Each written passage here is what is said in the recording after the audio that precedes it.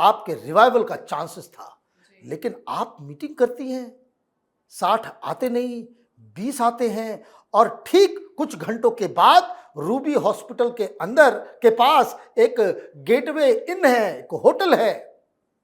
उस होटल में 55 विधायक वहां पे मौजूद हैं और वहां वो साइन कर रहे हैं कि भाई ये जो लीडर ऑफ अपोजिशन जो बनाया गया है पार्टी के द्वारा फर्जी हस्ताक्षर के द्वारा, वो हमें मंजूर नहीं है। ऋतु प्रताप बनर्जी जो है वो होने चाहिए हमारे लीडर ऑफ अपोजिशन। चिट्ठी भी लिख गई, साइन भी हो गया, ओरिजिनल साइन आपने। अब इसके बाद कुछ बचा है क्या? आपने 3 सवाल किया कि क्या पार्टी टूट जाएगी, ये क्लेम करेंगे कि हम ओरिजिनल हैं। ऑब्वियसली आपके पास 2/3 अगर है तो आप जाकर के ये कह सकते हैं कि भाई ओरिजिनली है, कि ये इतने लोग जो हैं ये ओरिजिनल टीएमसी हैं। ये मसला, ये काम आज ही हो गया होता।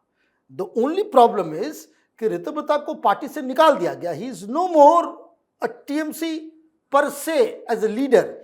अब देखना यह है कि क्या पार्टी से तो आपने निकाल दिया, क्या ये स्पीकर महोदय को आपने इसकी इत्तला दी या नहीं दी? और अगर इत्तला नहीं दी तो they are still both, Sandipan Saha और ऋतु प्रताप, ये दोनों अभी टीएमसी के ही विधायक माने जाएंगे और ये स्पीकर के विवेक पे है। अब ये मामला बिगड़ा, कुणाल घोष सामने आए। कुणाल घोष ने कहा कि देखो भाई, हाथ जोड़ते हैं, प्लीज डोंट डू दिस। हम लोग इंडिपेंडेंट होकर के चुनाव नहीं जीते हैं। ये 70 साल की बूढ़ी महिला जो है, ममता बनर्जी को बता रहे हैं, अब अचानक से बूढ़ी भी हो गई।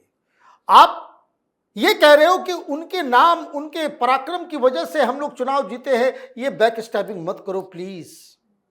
पत्रकारों ने पूछा कि भाई बीजेपी वाले कोई ऑपरेशन लोटस चला रहे? बोले नहीं, बीजेपी का क्या बोलना है इसमें। He also knows it is our doing. क्योंकि कुणाल घोष ने चुनाव नतीजों के बाद एक इंटरव्यू दिया था और उसमें यह कहा था कि हमको अपनी गलती स्वीकार करनी चाहिए। हमने जिस तरीके से पार्टी चलाई वो तो एक गैंग चलता है।